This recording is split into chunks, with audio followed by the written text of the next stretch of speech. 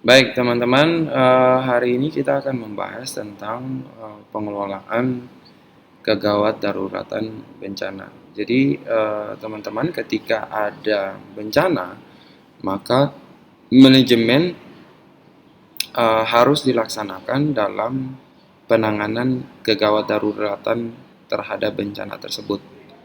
Nah, sekarang, teman-teman,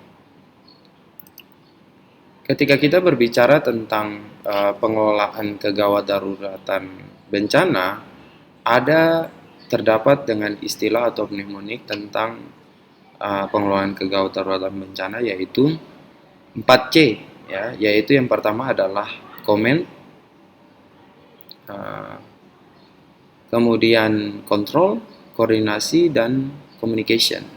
Ya. Nah, teman-teman, ketika berbicara tentang command, control, communication, dan koordinasi, maka yang pertama yang kita harus perhatikan di sini adalah command. Ya. Kalau bicara soal command ini, teman-teman, jadi 4C ini memang dianggap sebagai kunci sukses dalam penanggulangan bencana, terutama untuk informasi, kerjasama, dan koordinasi dalam situasi darurat. Misalnya, dalam manajemen bencana, komen itu merujuk pada sistem komando tanggap darurat bencana, ya, sistem komandonya. Sedangkan kontrol itu berkaitan dengan pengendalian sumber daya dan keputusan pada saat bencana.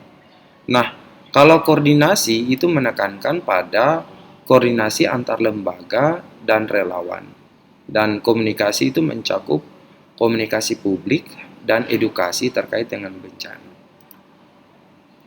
Selanjutnya, ada yang disebut dengan teknik pengumpulan data Rapid Health Assessment. Jadi, RHA atau Rapid Health Assessment ini itu merupakan proses pengumpulan data atau informasi dengan cepat untuk mengevaluasi dampak bencana, kemudian juga memastikan adanya keadaan darurat, menilai kapasitas tanggap darurat yang tersedia, dan menetapkan kebutuhan bantuan kesehatan yang mendesak. Jadi, teman-teman, proses ini tuh melibatkan pengamatan visual, kemudian ada wawancara, kemudian juga ada pemeriksaan data untuk menentukan jenis bantuan kesehatan, ya, menentukan jenis bantuan kesehatan yang dibutuhkan pada saat-saat awal, ya, atau dibutuhkan sesegera mungkin. Nah, pentingnya RHA ini dalam situasi bencana itu terletak pada kemampuannya untuk memberikan pemahaman yang memang cepat dan harus komprehensif atau menyeluruh tentang kondisi kesehatan masyarakat setempat. Supaya apa? Supaya bisa membantu dalam perencanaan dan penyelenggaraan respon kesehatan yang tepat dan efektif. Nah, melalui RHA ini, sumber daya kesehatan itu bisa dialokasikan dengan lebih efisien dan prioritas dan penanggulangannya dapat ditetapkan berdasarkan informasi yang akurat dan terkini.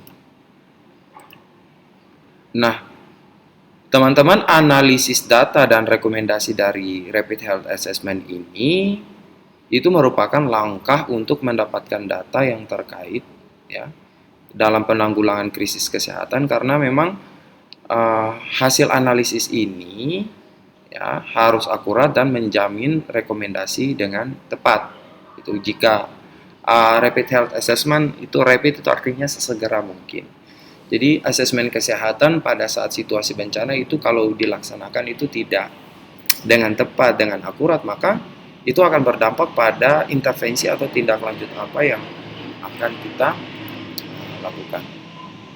Nah, Langkah-langkah dalam melakukan RHA atau Rapid Health Assessment itu ada 4 langkah. Yang pertama adalah menilai dampak bencana dan potensi ancaman kesehatan. Kemudian kita bisa membuktikan adanya kedaruratan. Selanjutnya adalah menilai kapasitas tanggap darurat yang ada atau yang tersedia. Kemudian kita baru bisa menetapkan kebutuhan bantuan kesehatan yang mendesak.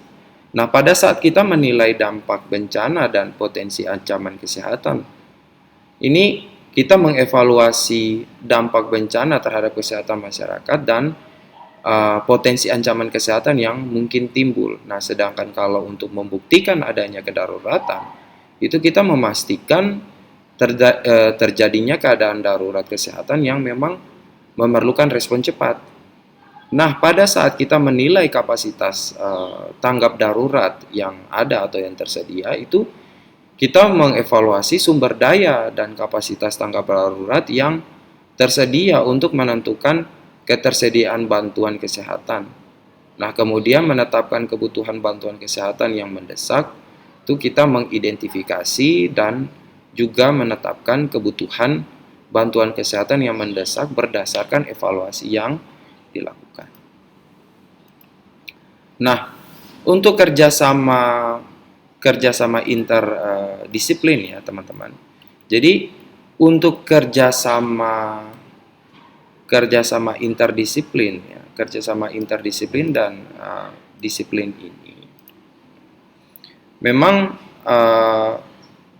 konsep kerjasama tim dalam situasi bencana itu mencakup kolaborasi antar individu dan lembaga untuk merespon bencana dengan efektif. Nah, dalam konteks pengelolaan kegawat daruratan bencana, itu kerjasama tim itu menjadi kunci sukses dalam penanggulangan bencana. Nah, hal ini memang tercermin dalam konsep 4C tadi, yaitu komen, kontrol, koordinasi, dan komunikasi yang memang menekankan pentingnya kerjasama dan koordinasi antar lembaga serta komunikasi yang efektif dalam menangani bencana.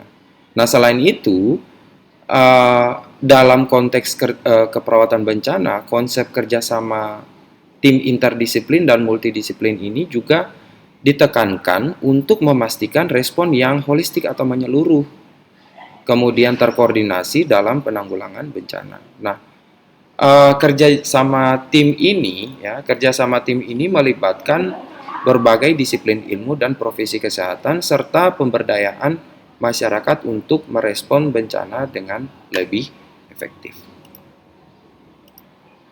Nah, pentingnya kolaborasi antar tim kesehatan, penegak hukum, relawan, dan lain-lain, itu memang kalau mau dilihat itu memang sangat penting dalam menangani situasi bencana. Jadi misalnya itu kolaborasi antara tenaga kesehatan, relawan, Badan Nasional Penanggulangan Bencana, dan anggota Pusat Kesehatan TNI dalam pelayanan di rumah sakit darurat bencana. Nah, selain itu kerjasama antara tenaga kesehatan, relawan, dan pihak terkait lainnya juga memang ditekankan dalam integrasi pelayanan kesehatan primer dan penanggulangan bencana. Nah, kolaborasi lintas sektor ini memungkinkan pemanfaatan sumber daya yang lebih efektif, kemudian peningkatan akses pelayanan kesehatan serta respon yang holistik dan terkoordinasi dalam situasi bencana. Apa manfaatnya? Nah, kalau berbicara soal manfaat kerjasama tim inter dan multidisiplin dalam penanggulangan bencana, itu ada 3 manfaat utama, yaitu pemahaman yang komprehensif, pemanfaatan sumber daya yang lebih efektif, respon holistik, dan terkoordinasi. Nah, manfaat yang berkaitan dengan pemahaman yang komprehensif itu terjadi ketika kolaborasi lintas disiplin ilmu ini memungkinkan pemahaman yang lebih komprehensif terhadap berbagai aspek kesehatan dan non-kesehatan yang terkait dengan bencana. Nah, terkait dengan pemanfaatan sumber daya,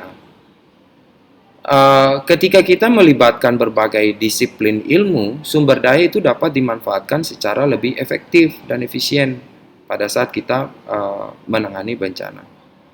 Nah, kolaborasi lintas disiplin itu juga memungkinkan terciptanya respon yang memang holistik atau menyeluruh dan terkoordinasi memang, yang mencakup aspek kesehatan, pencegahan, penanggulangan, dan pemulihan.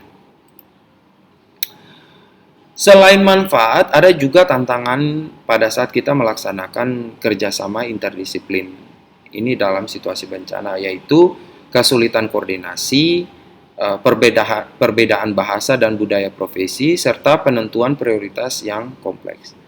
Nah, berbagai disiplin dan lembaga dalam penanganan bencana itu memang memiliki kepentingan yang berbeda dan memang menghadirkan tantangan dalam koordinasi dan pengambilan keputusan yang efektif. Yang kesehatan maunya begini, BNPB maunya begini, itu akan sangat menyulitkan. Nah, kemudian perbedaan dalam bahasa dan budaya profesi antar disiplin juga bisa menyulitkan dalam hal komunikasi dan pemahaman secara bersama-sama.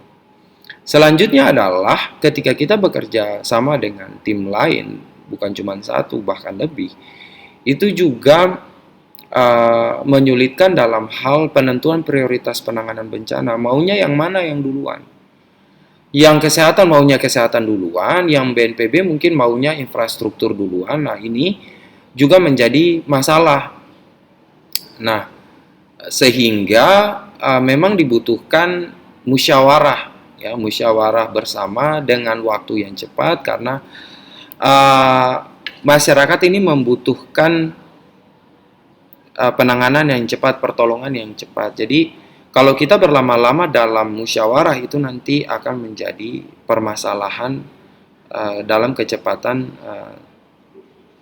gawat darurat. Makanya di sana itu adalah ada pemerintah itu menyusun undang-undang atau protap atau pedoman dalam penanganan bencana yang memang sudah dibagi berdasarkan disiplin ilmu. Itu sudah ada di materi yang kemarin.